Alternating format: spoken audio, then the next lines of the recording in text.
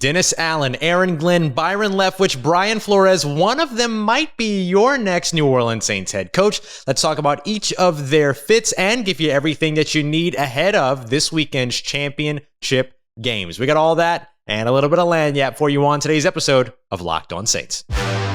You are Locked On Saints, your daily New Orleans Saints podcast. Part of the Locked On Podcast Network, your team every day.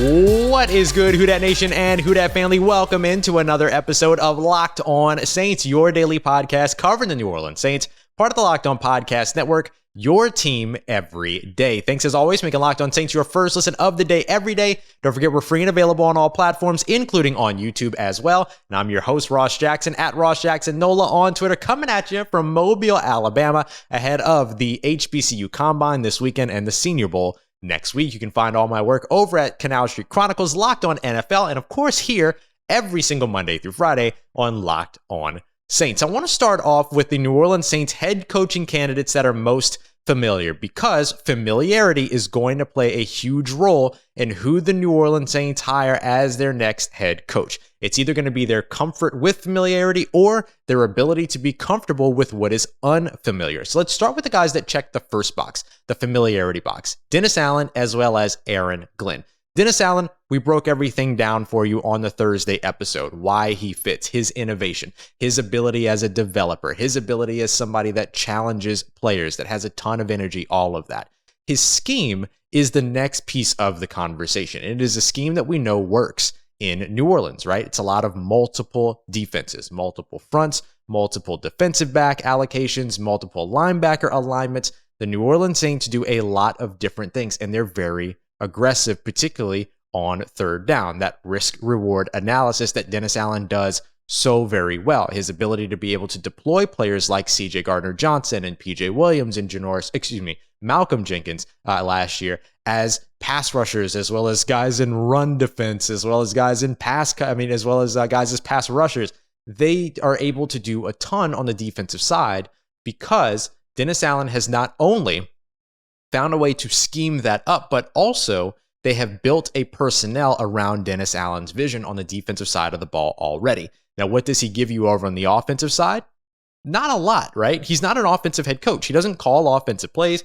He's not an offensive scheming person. You have to understand offenses in order to be able to stop them. I will always contend that when it comes to defensive-minded head coaches, just like with an offensive-minded head coach, you have to understand the defenses that you're going up against in order to be successful in your execution. So I don't really care about whether it's an offensive head coach or a defensive head coach. That mindedness doesn't really mean anything to me at the head coach position. What matters to me is, can you do what you do and do it well? As a defensive coordinator, then no, you don't want an offensive-minded coach. As an offensive coordinator, no, you don't want a defensive-minded coach. But at head coach, whichever philosophy is fine, as long as you put together the team around you that's able to execute where you can't. That was something that Dennis Allen, or is something that Dennis Allen would already have in place, because you would have Pete Carmichael, who effectively would run the Sean Payton style of offense, the blend of Air Coryell that wants to air the ball out, not air raid by any stretch of the imagination, but that's looking at vertical routes, attacking the seams, heavy crossing patterns, things like that, that can free you up deep.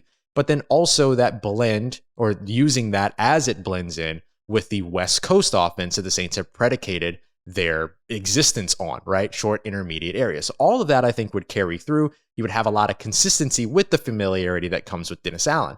I could actually say a lot of the same things about Aaron Glenn. I think the big difference is the style of leadership might be different. You can imagine that Dennis Allen, a little bit more of a cerebral leader, while Aaron Glenn, who is also a cerebral leader as a former player himself, also a little bit more intense, right? He brings an intensity that Saints players have talked about his entire tenure with New Orleans. This would be his second tenure coming back to New Orleans if he was hired as the head coach. So the Saints are interviewing Aaron Glenn. They're giving him an opportunity. And no, it's not just a Rooney Rule situation. Aaron Glenn has connections to this franchise, and he is somebody that we've been saying from the very beginning will very likely get an interview because of the familiarity, keyword of this topic, with the organization and the fact that they could trust him. Now, the big question is, if you have Aaron Glenn as a head coach, do you still have Dennis Allen as your defensive coordinator? I think that would be the sort of best situation for Aaron Glenn, certainly one that he would be very comfortable with if the Saints decided that they liked his style of being a leader of men better than Dennis Allen's, and so wanted to put him at the head coaching spot, felt like he could make better decisions, situational play calls, things like that. Sure, but when it came down to it, you would see mostly the same, I think, coaching staff around. The only thing that would be different is if Dennis Allen said, nah, I didn't get the head coaching job. I'm not going to stick around here as a defensive coordinator. I'm going to go in DC somewhere else. Because the only job that Dennis Allen interviewed for is now filled with Matt Eberflus being hired as a Chicago Bears head coach.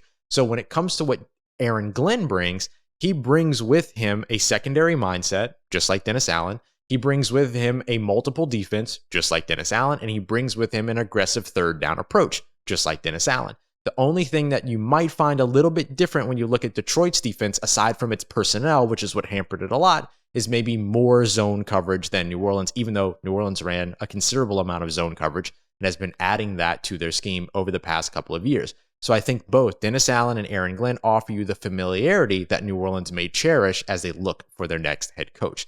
Next, we'll get to the unfamiliar. Brian Flores, Byron Leftwich.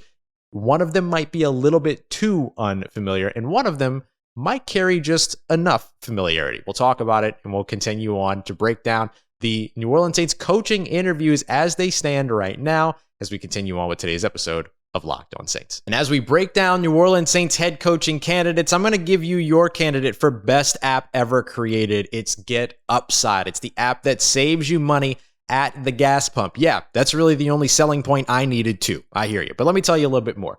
Here's how the app works. You download it for free from your App Store or Google Play. If you're your first time using it, you can use the promo code Touchdown. That's going to give you 25 cents back per gallon or more on your first fill up. You go to a selected gas station, you fill up, you take a picture of the receipt, and then they give you cash back to your account that you can withdraw at any time. You can have it go directly to your bank account. You can go to PayPal. You can even take like Amazon gift cards and other brands as well. So go and check it out. Once again, it's the Get Upside app. Don't forget that promo code Touchdown to get 25 cents back per gallon or more on your first fill up. There's no catch here. There's nothing weird going on. It's super simple, super easy, and it is just as easy as we make it sound. Once again, it's the Get Upside app, and to get 25 cents back per gallon or more on your first fill up, don't forget to use that promo code Touchdown. And as we get closer and closer to championship weekend, which we're going to hear more about here in just a moment, you might feel like there's less and less football being played, but our friends over at betonline.ag have way more stuff for you to bet on throughout this playoff season.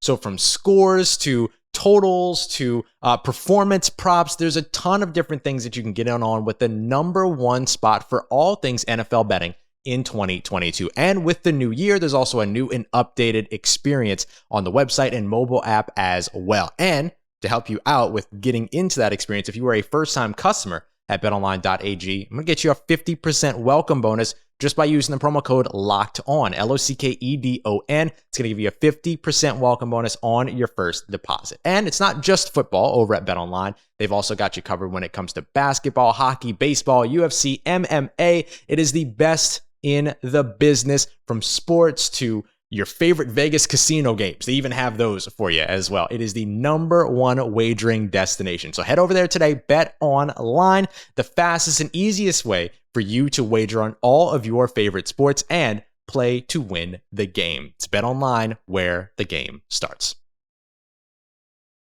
All right, Who Dat Nation, continuing on with today's episode of Locked On Saints, taking a look at your New Orleans Saints head coaching candidates. Thanks again, as always, for making Locked On Saints your first listen of the day. Whether you held out for a late episode here on Friday, I'm sorry. Y'all did not need to see me on camera Thursday night after traveling. I promise you, you're welcome.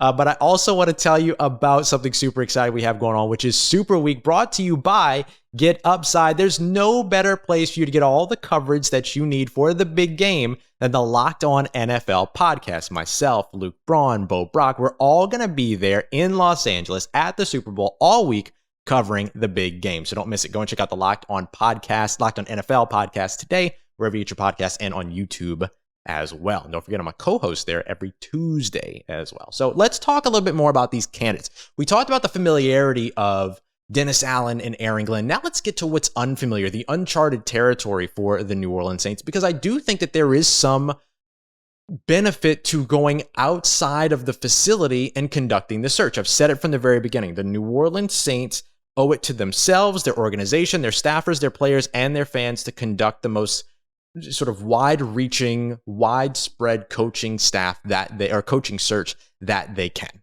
right? And now you're starting to see it. Former Dolphins head coach Brian Flores, as well as offensive coordinator for the Tampa Bay Buccaneers, Byron Leftwich, both being brought in for interviews for the New Orleans Saints, along with, of course, Dennis Allen, who'll get his opportunity, and Aaron Glenn, former secondary coach for the New Orleans Saints and recent defensive coordinator for the Detroit Lions. So let's start off with the former head coach of the Miami Dolphins. We're going to break this down a little bit further unless a hiring is made over the weekend or anything like that. But Brian Flores is a very intriguing candidate, but he might be too unfamiliar with the New Orleans Saints. But that might not necessarily be a bad thing. Here's what I mean. Brian Flores is a defensive-minded head coach. As I mentioned before, I don't think that matters. You got to understand offenses in order to be good as a defensive-minded head coach. So I think that there is a piece of this that you look at and you say, okay, so what is the ripple effect of hiring a Brian Flores, right? If you hire a defensive-minded head coach from outside of the facility, what does that mean for Dennis Allen? Does Dennis Allen then leave? Does Dennis Allen stay? Because if so, and you have the minds of Brian Flores and Dennis Allen scheming up your defenses, that's every team's kryptonite right there, because they do so many things that are actually pretty similar. I think we tend to boil down Miami's defense into two things. Well, three things. The amoeba defense, hot topic button word that got used a bunch, is one of them. 3-4 is another one, as in 3 down linemen and 4 linebackers. And then the last piece is cover 0, which would mean a lot of blitzing, no safeties, a lot of man-to-man across the board, no deep safety down the field. And while all three of those things can be true, those aren't the only identities of Brian Flores' defense. You look at them playing a bunch of different schemes and sub-packages, like a lot of the ones that the New Orleans Saints play. The New Orleans Saints with Dennis Allen on defense tended to play a lot of what's called 4-2-5 nickel defense. That means 4 down linemen on the defensive line, 2 linebackers, 5 defensive backs. Whatever those numbers are, you basically just take them from the defensive line and count back to second level, third level. When they weren't playing 4-2-5, which you saw a lot of in Miami as well, you saw a lot of 3-3-6, 3-3-5. And so what that would end up meaning is 3 down linemen, 3 linebackers, and 5 defensive backs. Sometimes they would swap out one of those linebackers for a 6th defensive back on third downs, things like that. So a lot of what you saw in New Orleans would feel very familiar looking at a Brian Flores defense. The big key, and one of the biggest differences though, is that Dennis Allen was a little bit more selective about his blitzing. Third downs, obvious passing downs, behind schedule, those types of moments where you can catch a quarterback having to make deeper field reads and waiting for things to develop downfield. Brian Flores, he'll just blitz. He just wants to come after you. That's it. It's very, very simple. So you saw the Miami Dolphins rank atop the NFL when it came to blitz percentages over the past couple of years, just like you saw with Aaron Glenn, for instance, with the Detroit Lions come in pretty high when it came to man defenses as well. So you'll see some of these things that are slightly different than what you're used to seeing in New Orleans. So with Brian Flores, you try to sort of figure out where it is that the current roster as it is fits in with Flores's scheme, right? Your rush end, your big end, your 3-tech penetrator, your nose tackle. Who are those guys on the defensive line? Your nickel, your big nickel. Who are those guys in the secondary? And I think the Saints have the personnel to be able to complement all of that. We'll break all of that down in another episode because we'll kind of go responsibility by responsibility in Brian Flores' scheme and compare it to New Orleans defense, their defensive personnel. And the Saints can do it with very little. I mean, you bring back PJ Williams, you bring back Marcus Williams, you're in a better shape than where Miami was in terms of their personnel matching up with that defensive sort of approach.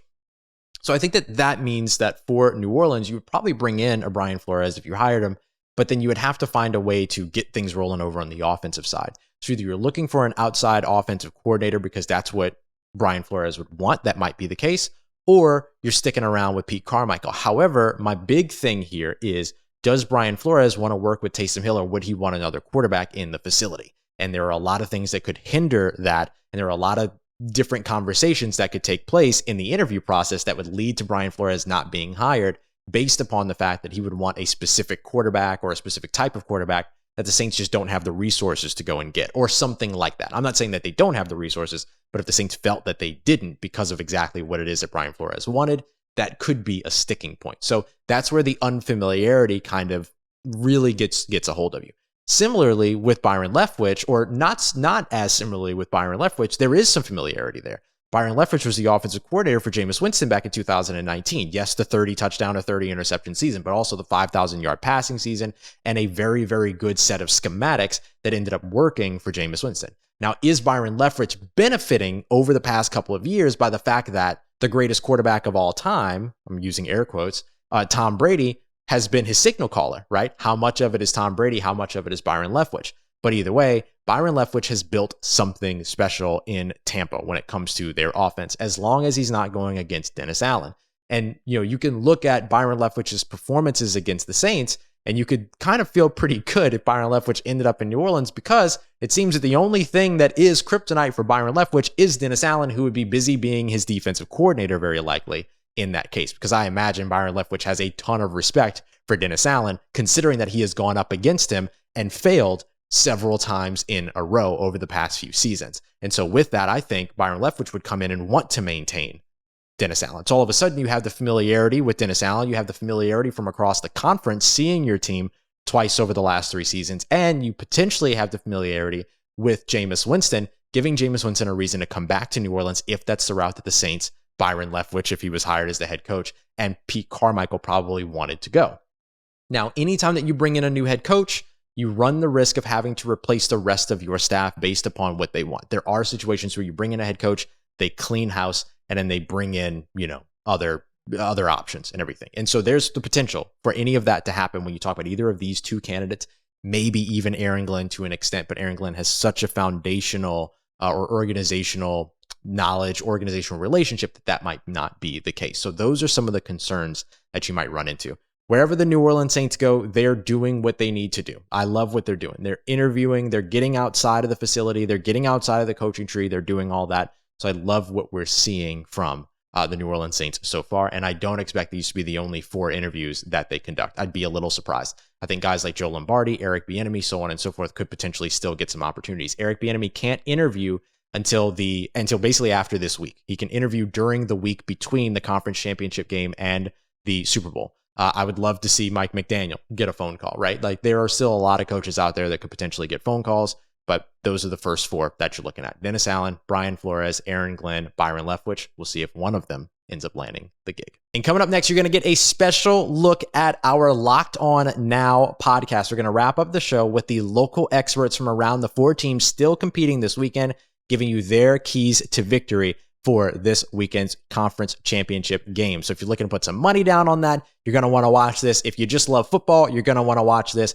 So sit back and enjoy as we wrap up here in just a moment with our Locked On Now look at the NFL, NFC, AFC conference championship games. But before we get to that, I want to tell you about our best friends, Built Bar, your best friends, especially if you have a New Year's resolution you're still working through right here, January 28th. Congratulations, you're keeping it up. You're almost a month in, and maybe you're working on things like getting fit and eating right. And if that's the case, I want to make sure that Built Bar is a part of your plan, because you're just not going to get any better than these. 130 calories, 4 grams of sugar, 4 grams of net carbs, but 17 grams of protein, high in fiber, everything that you need, plus everything that you want, because it's a protein bar that tastes like a candy bar covered in 100% chocolate. Several incredible flavors, including some of my favorites like mint brownie, cookies and cream, salted caramel, and of course, peanut butter brownie, one of my absolute favorites, plus a bunch of limited edition ones that run through all the time. So make sure you're keeping up to date with everything going on over at the website built.com.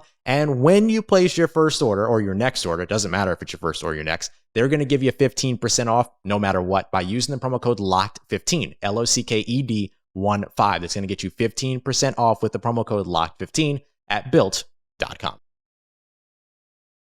Let's get it, Who Dat Nation. The Super Bowl is right around the corner, and this weekend we find out who it is that gets to take the trip to Los Angeles. So here to break it all down are our local Locked On experts, giving you the keys to victory for each of the 4 teams playing this weekend. So go ahead and check it out and get everything you need to know about this weekend's games from our Locked On Now podcast. Coming Coming up, Championship Sunday is just days away, and we've got to punch 2 tickets to the Super Bowl. Who will serve as the reigning AFC and NFC champions for the year to come? We'll find out what each team still standing needs to do to earn a conference title on Locked On Now NFL. The biggest games, the best performances, expert analysis. You are Locked On Now. You're listening to Locked On Now NFL, local experts on the biggest stories throughout the NFL. I'm your host, Kim Becker, and thanks so much for making Locked On Now your first listen every weekday. Our Locked On NFL hosts are here to look ahead to the NFC and AFC championship games. Let's start where these teams are trying to get to Los Angeles, SoFi Stadium. They will host the Super Bowl in 2 weeks, but first, the Rams have to host the 49ers for the NFC crown. The biggest game. San Francisco 49ers fans don't know if Jimmy Garoppolo will be their starting quarterback next season, but they do know that he'll be under center to try to win his second NFC championship game in 3 years against the Rams on Sunday. With a chance to remain undefeated against the NFC in the postseason, our Locked On 49ers host says the key to a San Francisco victory is Jimmy G not making the big mistakes that could cost the Niners the whole game. What's good, everybody? It's your boy, former NFL and AFL defensive back Eric Crocker, and I am one half of the Locked On 49ers crew, here to give you your 49ers main key to victory as they travel to Levi South and take on the Los Angeles Rams in the NFC Championship game. All right, I think this game, it begins and ends with the play of Jimmy Garoppolo. Now, if I had to give just one main key victory here, it's Jimmy G. Don't turn the ball over. And if you do, just limit it. So right now, 49ers, the way I see it, Jimmy G, 1 turnover. That's all we're giving you, just 1. Anything more than that, it'd be trouble for the San Francisco 49ers. All right, so that's going to do it, man. I hope you guys appreciate that. Make sure you guys listen to our show as well, Locked On 49ers, the best show on the Locked On Network podcast. Let's go, 49ers. Win this game this Sunday. Matthew Stafford picked up his first playoff win just a couple of weeks ago, and now he's a win away from playing the biggest football game on the planet in the Rams' home stadium. Our Locked On Rams host tells you how LA gets the veteran QB to the Super Bowl he's chased for 12 whole seasons. Hey, it's Travis Rogers from Locked On Rams. So here is the one key to victory this weekend for the Rams in the NFC Championship game against the San Francisco 49ers. Remember when you used to play with matches as a kid and maybe you'd get away with it once in a while, and a couple of weeks, months, years later, you realize how bad of an idea that was, that you could have burned the whole house down? That was the Rams in Tampa against the Bucs. They were playing with matches. They turned it over way too many times. 4 turnovers in that game. Somehow they escaped. Somehow they beat Tom Brady despite turning it over 4 different times. If they're going to beat the Niners, they simply cannot do that. They might be able to get away with 1. 2 is probably the end of the wrap. And anything more than that, it is absolutely not going to happen for you there. You can check out more about the Los Angeles Rams on my podcast, Locked On Rams, part of the Locked On Podcast Network. It is free and available on all platforms. Your team every day. The Kansas City Chiefs played the Cincinnati Bengals just a few weeks ago at the end of the regular season, and Cincy won. So how do the Chiefs make sure that that doesn't happen again with a trip to the Super Bowl on the line? Our Locked On Chiefs says a combination of learning from the mistakes of that game and keeping the momentum going from last week will add up to a big win. But he has more on the details. The AFC Championship game comes down to 2 things for the Kansas City Chiefs. Can Patrick the Reaper Mahomes continue his run as we saw against the Bills? And can the Chiefs defense and its staff learn its lesson from the last time they played the Cincinnati Bengals? I'm Ryan Tracy from Locked On Chiefs, and that's what it comes down to. You saw an extraordinary effort by the offense, Patrick Mahomes, Travis Kelce, Tyreek Hill, to not only get to overtime, but then win it. They don't need to do that. They have to avoid it, in fact, in order to get this win against a team that is nearly as explosive.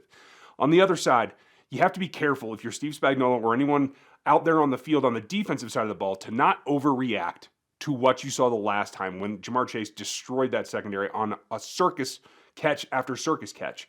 Tyrann Mathieu should be back and playing in this ballgame. That helps. you have to adjust and you have to play over the top and you have to try to take chase and limit him, not take him away, because then you're devoting too many other resources to that and someone else is going to hurt you. I think they're going to play more zone. I think they have to back off and let Joe Mixon hurt them if he can. They'll live with that, and that will get them the win. For more on this game and your Chiefs, check out Locked On Chiefs. We're free on every platform. We're part of the Locked On Podcast Network, your team every day. Joe Burrow took a beating last week as he fought his way into the AFC Championship game. And while Cincinnati does already have a win against Kansas City under its belt this season, our Locked On Bengals host says that the team can't get a second one if it doesn't keep its quarterback on his feet.